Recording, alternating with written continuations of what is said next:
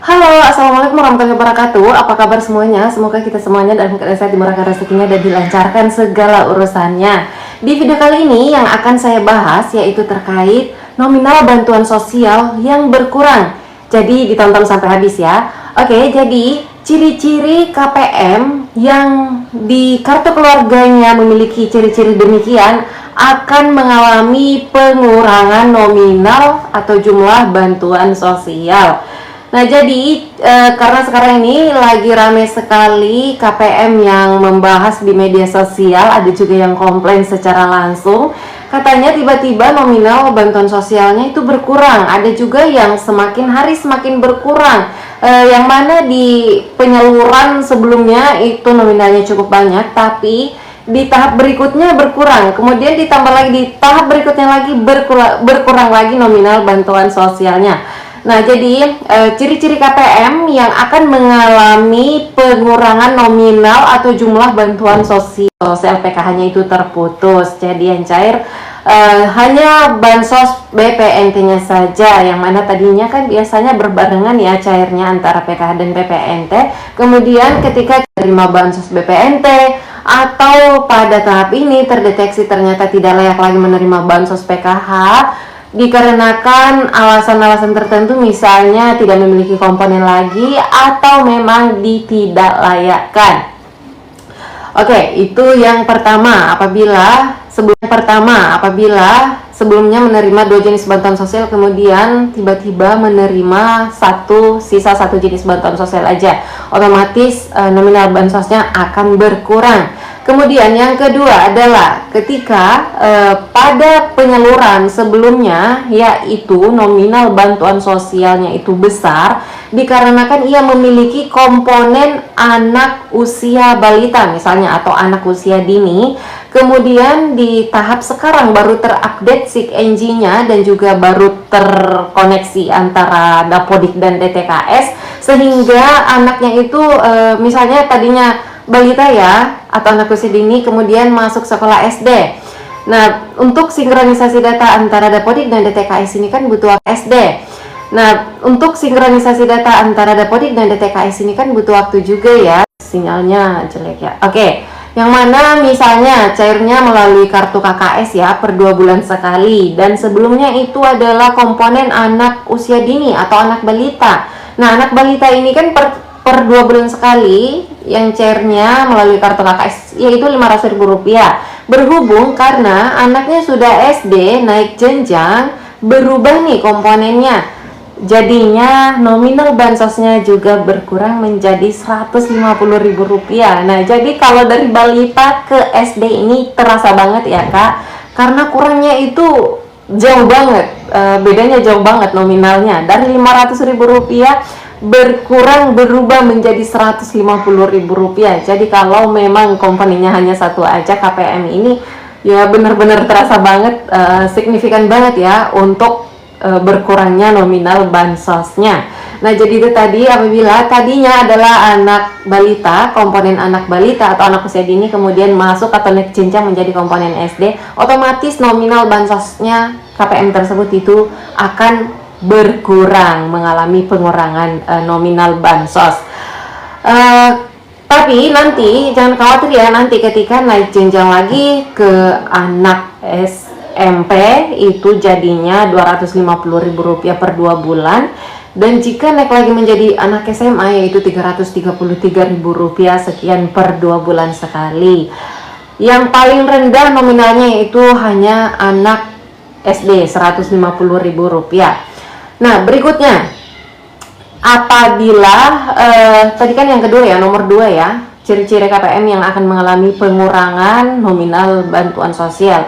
Selanjutnya yang ketiga yaitu apabila KPM ini sebelumnya misalnya komponennya itu ada 3 ya. Contoh komponennya ada anak SMA, ada anak SMP, dan ada anak SD. Ketiga-tiganya cair nih di tahap sebelumnya. Nah, di tahap sekarang apabila anak SD-nya, anak SMA-nya itu sudah lulus SMA, nah kan komponennya berkurang ya, otomatis jumlah bantuan sosialnya juga akan mengalami penyesuaian, akan berkurang juga nominal bansos yang diterima oleh KPM tersebut. Itu yang ketiga.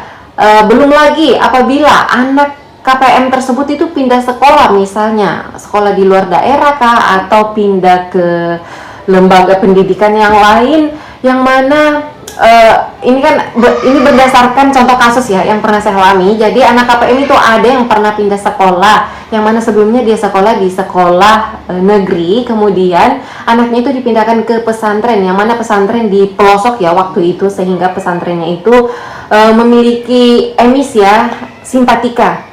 Kalau di pendidikan negeri kan namanya dapodik ya, tapi kalau di pesantren biasanya disebut emis atau simpatika.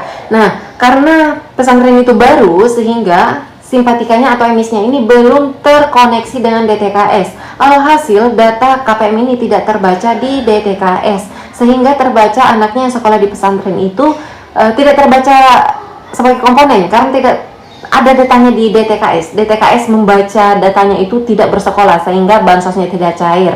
Nah, jika terjadi seperti ini juga akan otomatis nominal bansosnya yang diterima KPM ini yang tadinya mungkin ada sekitar beberapa komponen, 2 atau 3 komponen, berhubung karena salah satu anaknya disekolahkan di sekolah swasta yang mana dapodiknya itu belum terkoneksi dengan DTKS, sehingga tidak terbaca sebagai komponen. Alhasil bansosnya juga tidak bisa terbayarkan karena tidak terbaca sebagai anak sekolah. Jadi itu tadi ada 4 kriteria ciri-ciri KPM yang akan mengalami pengurangan nominal bantuan sosial dari tahun ke tahun.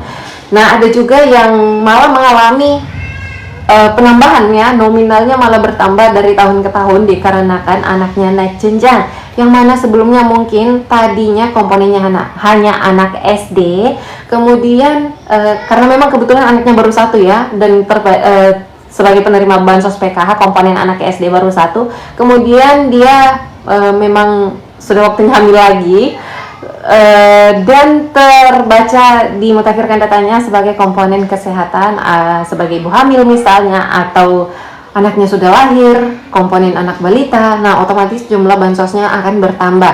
Tapi perlu untuk diketahui ya, lagi-lagi saya mengingatkan di sini, untuk aturan yang berlaku sekarang untuk komponen kesehatan ini dibatasi ya Kak, hanya kelahiran kedua dan kehamilan kedua saja yang dihitung sebagai komponen, karena seperti yang kita ketahui, nominal bansos komponen kesehatan ini yang paling besar ya di antara nominal bansos komponen yang lainnya di PKH, sehingga untuk bansos kesehatan, komponen kesehatan ini dibatasi.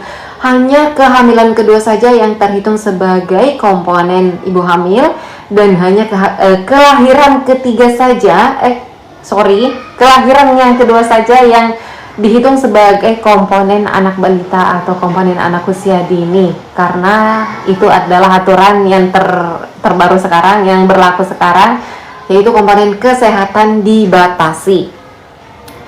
Oke, itu tadi adalah ciri-ciri KPM yang akan mengalami pengurangan nominal bantuan sosial dari tahun ke tahun, dan khususnya di tahap yang berjalan sekarang.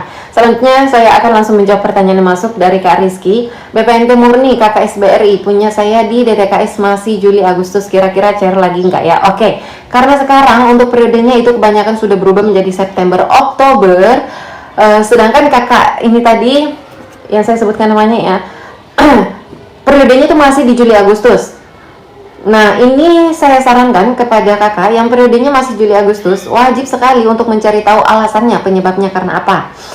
Bisa langsung mendatangi pendamping sosialnya masing-masing, tapi kalau peserta BPNT murni, nanyanya ke pihak desa atau kelurahannya Kak, petugas dapodik yang ada di desa atau kelurahan setempat, ditanyakan di sana, minta cek langsung datanya yang ada di dapodik, minta cek langsung datanya yang ada di SIKNJ, sehingga nanti di sana bisa diketahui penyebabnya kenapa belum terupdate sampai sekarang, karena sekarang kita sudah memasuki tahap penyaluran periode bulan September Oktober. Kak Harti, saya mau bertanya, silakan. Saya kemarin ngecek BPNT kok keluarnya cuma 200 ya. Oke, kalau BPNT seharusnya cair Rp400.000 ya Kak. Kalau caranya Rp200.000, ini perlu ditanyakan ini Kak.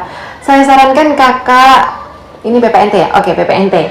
Saya sarankan kakak cek datanya di SIKNJ ya. apakah itu bansos, BPNT atau PKH, atau bisa cek secara mandiri terlebih dahulu melalui aplikasi cek bansos. Dicek dulu apakah itu adalah bansos, PKH atau BPNT, karena kalau BPNT per 2 bulan sekali seharusnya Rp400.000.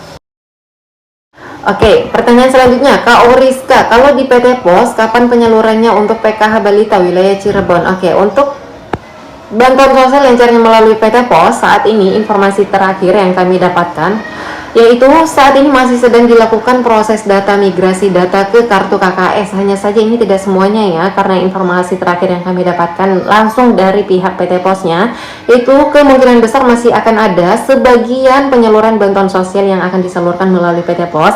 Hanya saja jumlah penerima bansosnya itu tidak sebanyak sebelumnya ya, karena sebagian dialihkan ke kartu KKS. Jadi harap bersabar saja, ditunggu aja informasinya. Ini bukan hanya berlaku di daerah Cirebon, tapi di seluruh Indonesia. Untuk yang selama ini caranya melalui PT Pos itu sampai hari ini belum cair ya, sudah masuk ke tahap 4 ya Kak. Iya sih, udah 5 bulan ya nunggu ya Kak. Harap bersabar ya Kak, harapan saya kita semuanya semoga bantuan sosial yang sebelumnya cara melalui PT Pos akan segera ada hilalnya dan akan segera tersalurkan dalam waktu dekat ini. Tenang saja, apabila saya sudah mendapatkan informasi terupdate terbaru mengenai penyaluran bantuan sosial melalui PT Pos, sudah pasti akan langsung saya infokan kepada kakak semuanya.